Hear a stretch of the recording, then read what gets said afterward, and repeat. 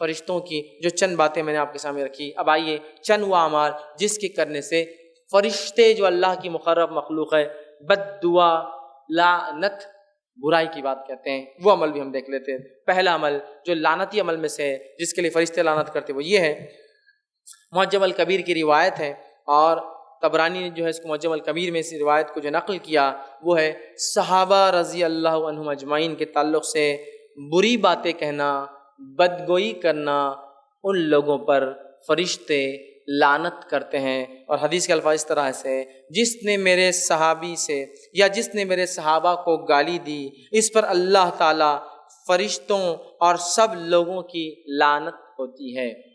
جو شخص صحابہ کو گالی دیتا ہے، صحابہ کو برا بھلا کہتا ہے، اللہ اس کے فرشتے اور تمام لعنت کرنے والے اس پر لعنت کرتے ہیں۔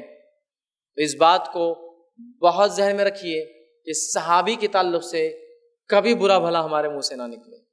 یہ ہو سکتا ہے کہ صحابہ کے آپسی بہت اختلاف رہے ہو، لیکن وہ جو کچھ بھی اختلاف رہے ہو ان تمام کے بعد بھی وہ اصحاب ہے جن کے تعلق سے اللہ نے اعلان کیا رضی اللہ عنہم ورضوا عنہ، وہ اپنے رب سے راضی تھے اور ان کا رب ان سے راضی ہو گیا تھا۔ ٹھیک ہے، لہٰذا آپس میں ان کے کچھ اختلاف ہو سکتے ہیں، لیکن وہ اختلاف سے ہمیں جواز نہیں ملتا یہ حق پر ہے، وہ فلاں تھے، انہوں ایسے تھے، انہوں ویسے تھے، اور بہت سارے لوگ ان چھوٹے موٹے صحابہ کے اختلافات کو لے کر ایسا بتاتے ہیں جیسا کہ اس سے بڑا کوئی اختلاف ہی نہیں، مطلب کفر اور توحید کا اختلاف جیسا بتاتے ہیں۔ بہت غلط بات ہے، یاد رکھیے۔ تو لہٰذا صحابہ کو گالی دینے والا مستحق ہوتا ہے بد دعا۔ اسی طرح مدینے کے اندر جو ہے جو بدعت کا ارتکاب کرتا ہے اور بدعتی کو پناہ دیتا ہے، ان دونوں کے لیے فرشتے لعنت بد دعا کرتے ہیں۔ کس کس کو؟ پہلا شخص جو مدینے کے اندر بدعت کرتا ہے اور بدعتی کو پناہ دیتا ہے۔ مطلب بدعت کس کو کہتے ہیں پہلے جان لیجئے، بدعت کہتے ہیں دین اور شریعت میں کوئی نئی چیز کو ایجاد کرنا۔ اب جب بدعت کی ہم بات کہتے ہیں تو لوگ بولتے ہیں ہاں پھر گھڑی پہننا بدعت ہے، لائٹ لگانا بدعت ہے، مسجد کو سلیب والی ڈالنا بدعت ہے۔ میرے بھائی ذرا رکو، دین کے اندر نیا کام کرنا بدعت ہے، دنیا میں نہیں۔ دین میں وہ کام جو اللہ کے رسول نے نہیں کہا، صحابہ نے نہیں کیا، وہ نہیں کرنا ہے۔ دنیا کے اندر تو گاڑیاں آپ ایک سے ایجاد کیجئے، ایک سے گھڑیاں پہنیے، عمارتوں میں مختلف ٹیکنالوجیز کا استعمال کیجئے، اور باقی چیزیں ہو سکتی ہیں، لیکن دین میں کوئی نیا کام مجھے اور آپ کو نہیں کرنا۔ دین منہن وہی ہے جو بتایا گیا۔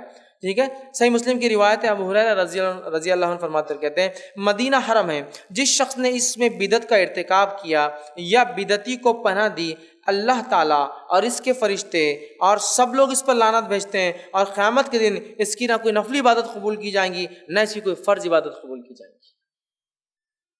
مدینہ میں بدعت کرنا اور بدعتی کو پناہ دینا، نہ نفلی اعمال قبول ہوتی ہے نہ فرض اعمال، اور اللہ اس کے فرشتے اور تمام لعنت کرنے والوں کی ایسے شخص پر لعنت ہوتی ہے جو مدینے کے اندر بدعتوں کو ایجاد کرتا ہے، نئے نئے کام ایجاد کرتا ہے۔ اسی طرح اہل مدینہ پر ظلم کرنا اور ان کو خوفزدہ کرنے والوں پر بھی اللہ اس کے فرشتوں کی لعنت ہوتی ہے۔ بد دعا کرتے ہیں فرشتے کس پر؟ اہل مدینہ کو پر ظلم کرنا اور ان کو ڈرانا، خوفزدہ کرنا۔ تو یاد رکھیے جو صحیح بخاری کی روایت ہے، اور اس میں جو امام طبرانی نے جو اس میں جو ہے نقل کیا، روایت کے الفاظ یہ ہے، اے اللہ جس نے اہل مدینہ پر ظلم کیا، آپ سن کہہ رہے ہیں، اے اللہ جس نے اہل مدینہ پر ظلم کیا اور انہیں ڈرایا تو اس کو ڈرا، اور ایسے شخص پر اللہ تعالیٰ، فرشتے اور سب لوگوں کی لعنت ہے، اس کی فرضی عبادت نہ کوئی نفلی عبادت قبول کی جائیں گی۔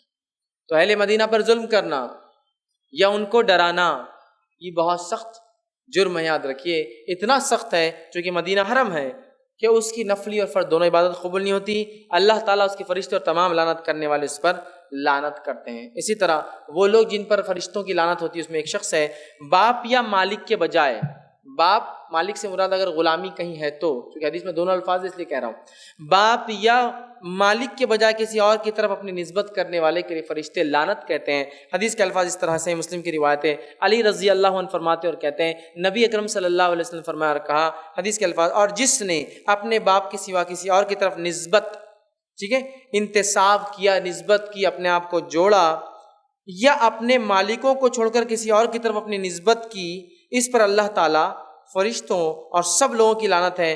قیامت کے دن اللہ تعالیٰ اس کی فرضی عبادت بھی نہیں قبول کریں گا اور نفلی عبادت بھی نہیں قبول کریں گا۔ اپنی نسب کو بدل کر یا اپنے باپ کو چھوڑ کر کسی اور کی طرف نسبت کرنا. اور آج اللہ رحم کرے لوگ چھوٹی چھوٹی چیزوں کے لیے کرتے ہیں، آخرت کے اعتبار سے کہہ رہا ہوں. بھائی یہ پلاٹ ہے کس کے نام پہ؟ فلاں بن فلاں کے نام پہ. اپنا نام تو اس سے میچ ہو جائے گا، باپ کا نام کہاں سے لیں گے؟ چلو لا لیتے ہیں. لگا دیا اپنے باپ کا نام تبدیل کر کے، کیونکہ اس کے بعد کیا ہوں گا؟ اپنی اسٹیٹ کے مالک بن جائیں گے نا.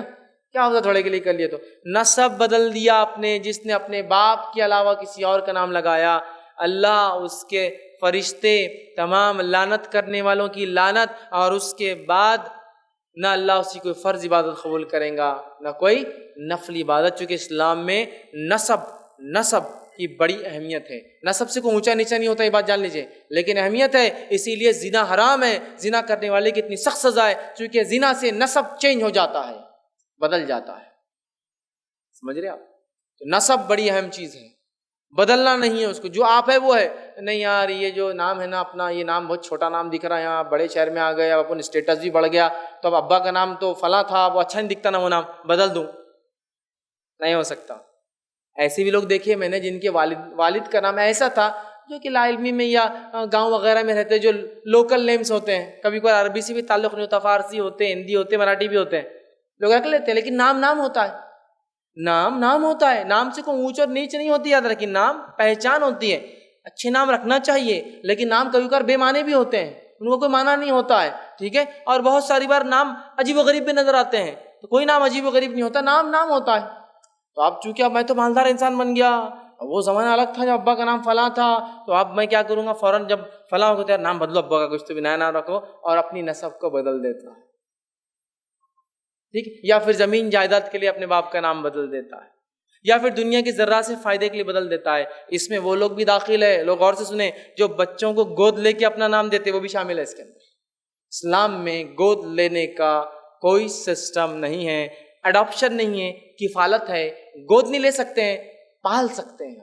پالنے کا معنی یہ ہے وہ بچہ اپنے باپ کے نام سے ہی پہچانا جائے گا، اور اس پالنے والے کی جائیداد میں حصے دار کبھی نہیں بنے گا، اور اس کی بیوی اس کے لیے کبھی محرم نہیں ہوں گی. ہاں چھوٹا ہے تو پالیں گی، بعد میں محرم بڑا ہو جائے بالغ تو پھر اس سے پردہ کریں گی. کفالت بولتے ہیں. نبی اکرم صلی اللہ علیہ وسلم نے یتیموں کی کفالت کی، اور بہت لوگوں کی کفالت. لیکن ایڈاپشن میں ہوتا کیا ہے؟ بچے کو لے کر اپنا نام دیا جاتا ہے، وہ وراثت کا حصے دار بن جاتا ہے، اور یہ اس کا باپ کہلاتا ہے، ہر جگہ وہ نام آتا ہے. یہ نہیں چلے گا. اور ویسے بھی ہندوستانی قانون کے اندر مسلم اڈاپٹ نہیں کر سکتا، الحمدللہ اتنی بات تو ہے. مسلم کو اڈاپشن پالیسی میں وہ آتا ہی نہیں ہے، وہ اڈاپٹ نہیں کر سکتا، چونکہ مسلم پرسنل لاء میں اڈاپشن نہیں ہے، یاد رکھیے. پال مطلب وہ گود نہیں لے سکتا، جو گود لینے کا کانسیپٹ ہے. ہاں کفالت، کسی کو پالنا، رکھنا، سنبھالنا، پرورش کرنا، نکاح کر دینا بہت افضل عمل ہے. یہ ہمارے نبی کی سنت ہے. افسوس کی بات کہ بہت سارے غیر مسلم ایسا کام کر رہے ہیں، لیکن مسلمان نہیں کر رہے. کفالت کیجیے، اللہ نے مال دولت دیا ہے، لوگوں کو، بچوں کو، یتیموں کو پالیے. وہ ان کے باپ کے نام سے ہی پکارے جائیں گے ہمیشہ، نام نہیں، لیکن وہ کفالت میں رہے. اور چھوٹے ہو تو الگ بات ہے، بڑے ہو جائے تو آپ کے گھر میں پردے کا نظم ہو اور وہ پلے بڑے، تو یاد رکھیے بہت اجر و ثواب کی بات ہے. تو باپ کے نام کے علاوہ کسی کا نام لگانا. اسی طرح وہ عمل جس سے کرنے سے فرشتے بد دعا دیتے ہیں، اس میں ایک عمل ہے راہ خیر میں مال خرچ کرنے سے اپنے آپ کو روک لینا. اور صحیح مسلم کی روایت ہے، ابو ہریرہ رضی اللہ عنہ فرماتے ہیں ہر روز 2 فرشتے اترتے جس پہ ہم صبح کرتے ہیں، اور ایک کہتا ہے اللہ اس کے مال میں اضافہ کر، بڑا اس کو فائدہ دے جو خرچ کرتا ہے، اور دوسرا بد دعا کرتا ہے اللہ اس کو ہلاکت دے، اس کے مال کو تباہ اور برباد کر دے، اس کی روزی میں تنگی کر دے جو مال خرچ نہیں کرتا ہے. ہر روز فرشتے اترتے ہیں، خرچ کرنے والے کے لیے دعا، خرچ نہیں کرنے والے کے لیے بد دعا کرتے ہیں. اسی طرح وہ لوگ جن کے لیے فرشتے بد دعا کرتے ہیں، ان میں سے خاص فرشتے کی بد دعا ہے جو 3 لوگوں پر ہوتی ہے. جبرائیل علیہ السلام نے 3 لوگوں پر بد دعا کی. مطلب یہ 3 اعمال جو لوگ کریں گے ان پر جبرائیل علیہ السلام کی ایک فرشتے کی بد دعا ہے. وہ 3 اعمال کیا آئیے وہ رکھتا ہوں. نبی اکرم صلی اللہ علیہ وسلم فرماتے ہیں، حاکم کی روایت ہے، صحابہ کہتے ہیں کہ نبی اکرم صلی اللہ علیہ وسلم نے ایک دن ممبر منگوایا، اور ممبر کے اوپر 1 اور 2 اور 3 سیڑھی پر ایک کے بعد ایک قدم رکھا، اور تینوں وقت کہا آمین آمین اور آمین کہا. صحابہ نے کہا اللہ کے رسول آپ نے ایک عجیب عمل کیا، آج آپ سیڑھی پر چڑھے اور 3 مرتبہ کہا آمین آمین آمین، کیا بات تھی؟ اللہ کے رسول صلی اللہ علیہ وسلم فرمایا جب مجھے جبرائیل نے یہ کام کرنے کا حکم دیا علیہ السلام نے، ممبر منگوایا گیا، میں نے جب پہلی سیڑھی پہ قدم رکھا تو جبرائیل نے مجھ سے کہا لعنت و ہلاکت و بربادی و ویل و خرابی و برائی و شخص کے لیے جس کو رمضان کا مہینہ مل جائے اور اس میں اپنی مغفرت کا سامان نہ جمع کر سکے کہو آمین، تو میں نے کہا آمین۔ دوسرا فرمایا، اور جبریل نے پھر دوسری سیڑھی پر جب میں نے قدم رکھا کہا، لعنت و ہلاکت و بربادی ہو، برائی ہو اس کے لیے، ویل ہو اس شخص کے لیے جس کی زندگی میں والدین دونوں یا دونوں میں سے کوئی ایک بڑھاپے کی اولڈ ایج میں مل جائے اور ان کی خدمت کر کے وہ اپنی آخرت میں مغفرت نہ کرا سکے، جنت نہ حاصل کر سکے، لعنت ہے اس پر، کہو آمین۔ تو میں نے کہا آمین۔ اور پھر کہا لعنت ہو اس شخص پر جس کے سامنے محمد صلی اللہ علیہ وسلم کا نام آئے اور مجھ پہ درود نہ بھیجے۔ جبریل نے کہا کہو آمین، تو میں نے کہا آمین۔ تو ایک روایت میں 3 لوگوں کے لیے جبریل علیہ السلام جیسے فرشتے کی بد دعا ہے۔ 3 کیا ہے؟ رمضان کا مہینہ پائے اپنی مغفرت نہ کرا سکے۔ اس کا دوسرا معنی یہ ہوا رمضان وہ مہینہ ہے جس میں مغفرت کرائی جا سکتی ہے۔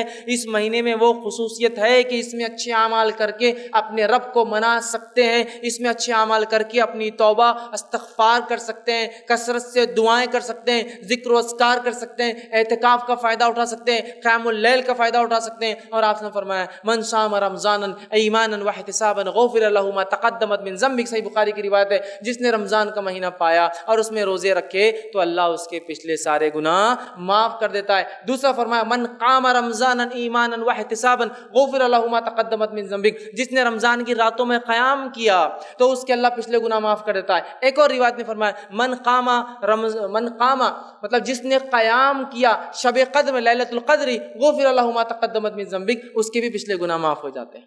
تو یہ مہینہ بہت انٹینسٹی اور اہمیت رکھتا ہے اپنے اندر، اتنی کہ یہ معافی دلوا سکتا ہے اللہ سے، گناہوں کو ختم کر سکتا ہے اور ہماری آخرت سنوار سکتا ہے۔ تبھی تو رحمت للعالمین بھی بد دعا پہ آمین کہہ رہے ہیں۔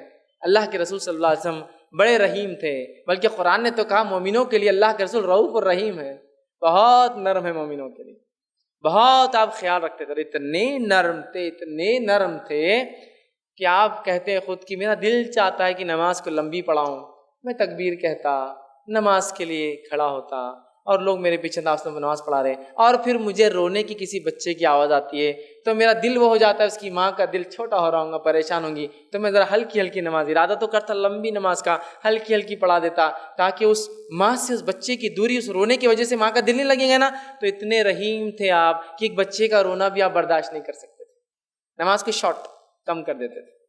یہ ان لوگوں کے لیے دلیل ہے جو محمد صلی اللہ علیہ وسلم پر الزام لگا رہے ہیں، آج ان کا مذاق اور استہزاء کر رہے ہیں اور یہ کہہ رہے ہیں کہ نعوذ باللہ دہشت گرد تھے۔ دہشت گردی تو بہت دور کی بات ہے، اس نبی اتنی رحمت تھا یہ نبی کہ اس نے تو جانوروں کی بھی حق دے کر گیا۔ بچے رو رہے ہیں تو اس کا دل نماز عبادت کو، فرض کو چھوٹی کر دے رہا ہے۔ اسی طرح آپ نے ایک بار ایک چڑیا کو لوگوں کو دیکھا اس پہ ظلم کر رہے، کہا کہ اگر تم نے یہ ظلم نہ چھوڑا یا کسی نے کسی جانور کو زندہ اگر وہ کیا تو اللہ کی لعنت ہے۔ ایک مرتبہ ایک جانور کے چہرے پر نشان دیکھے، کہا کس نے مارا منہ پر اس کے، لعنت ہے اس شخص پر جو جانور کے چہرے پہ مارے۔ ایک جگہ کہا کہ ایک عورت نے ایک بلی کو بند کر لیا، اس کو کھانے پینے نہیں دیا، چھوڑا نہیں، کھلایا بھی نہیں، وہ مر گئی، اللہ نے اس کو جہنم رسید کر دیا۔ جو دین یہ کہتا ہے اور جس نبی کی تعلیمات یہ ہے کہ بلی کو کوئی مارے تو جہنم میں جا سکتا ہے، وہ انسانوں کو مارنے کا حکم کیسے دے سکتا ہے؟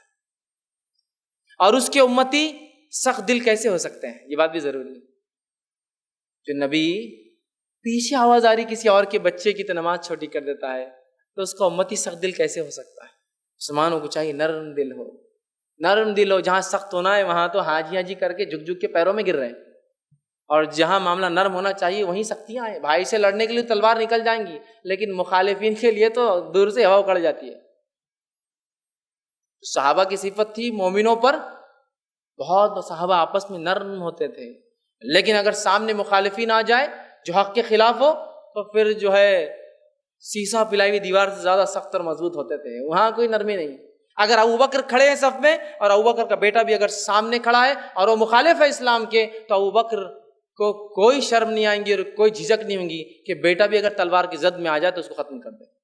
عبد الرحمن کہتے ہیں ابا، ابوبکر صدیق کے بیٹے، جنگ بدر میں ایک بار کیا ہو گیا تھا، آپ میری زد میں آ گئے تھے، وہ مشرکین کی طرف تھے، ایمان نہیں لائے تھے، لیکن میں نے ابا ہے بول کے چھوڑ دیا۔ تو ابوبکر صدیق ایمان لانے کے بعد کہا، ابوبکر صدیق رضی اللہ عنہ فرمایا بیٹا اچھا ہوا میری زد میں تم نہیں آئے، میں یہ غلطی کبھی نہیں کرتا تھا۔ ایمان کے مالوں کے لیے تو بہت حق کے چاہنے والوں کے لیے تو بہت نرم.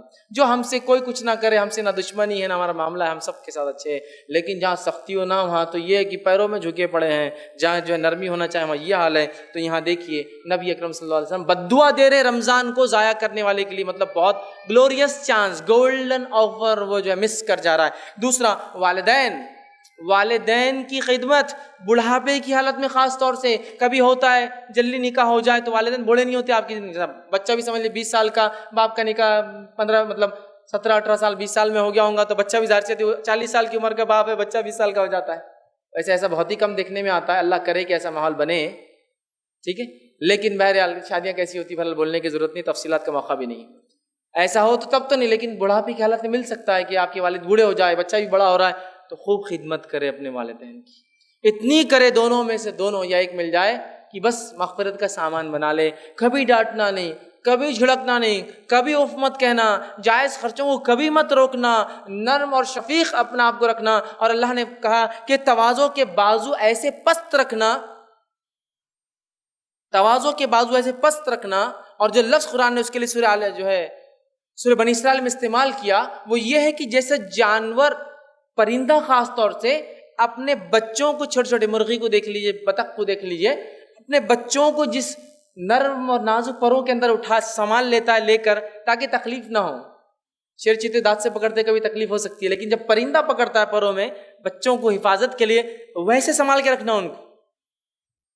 ہاں غلطی ہو سکتی ہے ان سے، تیز بول سکتے ہیں وہ، کبھی چڑچڑے وہ بھی ہو جاتے ہیں. تو وہی حالت ہے جو بچپن میں میری حالت تھی، آج ان کی حالت بڑھاپے میں. بڑھاپے اور بچپن میں زیادہ فرق نہیں ہے سوائے اس کے کہ انسان بڑا ہوتا ہے اور بچہ چھوٹا ہوتا ہے، بس باقی کوئی فرق نہیں. بچے کو پیشاب پیخانے کی کبھی سمجھ نہیں، چھوٹا ہوتا ہے. کبھی کوئی انسان جب بوڑھا ہو جاتا ہے اس کو بھی سمجھ نہیں ہوتی ہے. تو بچپن میں کبھی ہم کو تو وہ ڈانٹتے نہیں، کبھی غلطی سے کہیں پیشاب پیخانے نکل جائے تو کبھی بوڑھے ماں باپ مل جاتے ہیں، پیشاب وغیرہ کر دیتے ہیں، بچے ڈانٹتے ہیں، بہت بری بات ہے نا. کبھی انہوں نے تو بچپن میں کبھی نہیں کیا، چاہے تم 10 بار کرو، 20 بار کرو، تمہارے دانت نکلنے کی وجہ سے اسکول میں کرو، کبھی حد تک محسوس نہیں کی کہ اسکول میں کر دیا تو میرا بچہ نہیں اسکول میں کیا. آ کر پکڑ لیا اپنے بچے کو کہ بچے سے ہوگا، چونکہ کوئی بھی بچہ جان بوجھ کے یا دل سے تو نہیں کرے گا نا، تو کوئی بڑا بھی نہیں کرے گا، حالت ویسی ہو جاتی ہے. تو یاد رکھیے بوڑھا بھی ایک بچے جیسا ہوتا ہے. تو ان کو بہت، جس کو کہیں گے محبت سے، الفت کے ساتھ، تواضع کے بازو پست رکھ کے، جیسا ایک چڑیا اپنے بچوں کو سنبھالتی ہے ویسا ان کو رکھنا چاہیے. ان کے حق دینا چاہیے، خرچ کرنا چاہیے، بیمار پرسی کرنا چاہیے، بات کرنا چاہیے، فزیکل خدمت کرنا چاہیے، جو ضرورت پڑتی وہ دینا چاہیے، اور اف والا لفظ بھی نہیں نکالنا چاہیے، اس لیے کہ ان کی ایک بد دعا آخرت کو ہمارے بگاڑنے کے لیے کافی ہو سکتی ہے. جریج نام کے ایک نیک شخص تھے بنی اسرائیل میں، بہت بڑے عابد تھے، نماز کی حالت میں کھڑے تھے. ماں آگے اور کہا یا جریج یا جریج یا جریج. جریج نے سوچا نماز پڑھ لیتا ہوں جلدی سے، حالانکہ نفل پڑھ رہے تھے، فرض نہیں تھی، چلے جاتے تو بہتر ہوتا. آواز دے دی، ماں نکل گئی. دوسری بار بھی آئے، جریج عبادت میں تھے. تیسری بار بھی آئے، جریج عبادت میں تھے. ماں نے بد دعا دے دی کہ جا تو بری عورتوں کا منہ دیکھے. ہو سکتا ہے زبان بد دعا ہوں گی، اور وہ بد دعا جریج کو لگ گئی، اور جریج پر ایک الزام لگا دیا کہ عورت نے. کیا الزام لگایا؟ نعوذ باللہ کہ وہ بچہ اس کسی اور کا جریج کی اولاد ہے. حالانکہ جریج اتنی عبادت، لوگوں نے اتنا مارا، اتنا پیٹا جریج کو، نکالے کا عابد بن کر بیٹھتا ہے بڑا، اور اتنے گندا عمل کرتا ہے وہ. تو اللہ نے اس بچے کو زبان دی. پھر بچے نے بولا کہ یہ جو ہے چرواہا میرا باپ ہے، جریج میرا باپ نہیں ہے، ورنہ جریج کو اپنی ماں کی بد دعا لگ گئی تھی، بری عورت کا منہ دیکھنا پڑا. ماں کی بد دعا خطرناک ہوتی ہے، یاد رکھیے. حق سے دے یا نا حق دے لگ جاتی بس. کیوں؟ تو اسپیشل پریویلیج ہے. میں کہوں گا والدین سے کبھی اپنے بچوں کو بد دعا نہ دے، اس لیے کہ آپ اسپیشل پریویلیج لوگ ہیں، اللہ نے ایک اسپیشل مقام بنایا. جا دیں گے، بجا دیں گے، لگ جائیں گے، ختم معاملہ. جریج ایک نیک انسان ہے، لگ گئی لیکن ماں نے دے دی، ختم ہو گیا. اس لیے کہ اللہ نے آپ کو اسپیشل ہیلپ لائنز دے دی ہے، بولو اور لگ جائیں گی. اور حدیث میں آتا ہے باپ کی دعا بچوں کے حق میں کبھی رد نہیں ہوتی، باپ کی خاص طور سے. ماں کی بد دعا رد نہیں ہوتی، باپ کی دعا رد نہیں ہوتی بچوں کے حق میں. باپ کہاں کرتا ہے؟ اکثر ماں ہی دعا کرتی ہے بچوں کے لیے، باپ نہیں کرتا. باپ نہیں کرنا چاہیے. ماں کی تو ہوتی ہے میرے بھائی، لیکن باپ کے لیے خاص الفاظ ہیں، کیونکہ اکثر عورتیں دعائیں زیادہ کرتی ہیں بنسبت مردوں کی. باپ نہیں کرتا ہے. باپ نہیں کرنا چاہیے. بچہ بگڑ رہا ہے تو ماں تو روز کر رہی ہے میرا بچہ بگڑ جا رہا ہے، باپ بھی کرے کہ اللہ میرا بچہ کیسے بگڑ جا رہا ہے، اور تیرا تو وعدہ ہے تو میری دعا قبول کریں گا میری اولاد کے حق میں، ہے نا. تو بہرحال دونوں میں سے کوئی ایک مل جائے، پکڑ لیجئے، مقام اچھا ہے، فائدہ ہے، گولڈن آفر ہے. اپنی آخرت سنوار لیجئے، آخرت بنا لیجئے، چونکہ لعنت ہے دونوں میں سے کوئی ایک ملے اور مغفرت نہ کرا سکے، اور کیا کہے، بدنصیبی کہے ان لوگوں کی جن کو ایسے لوگ مل جائے اور اپنی بیوی اور بچوں کے لیے ان کو قربان کر دے۔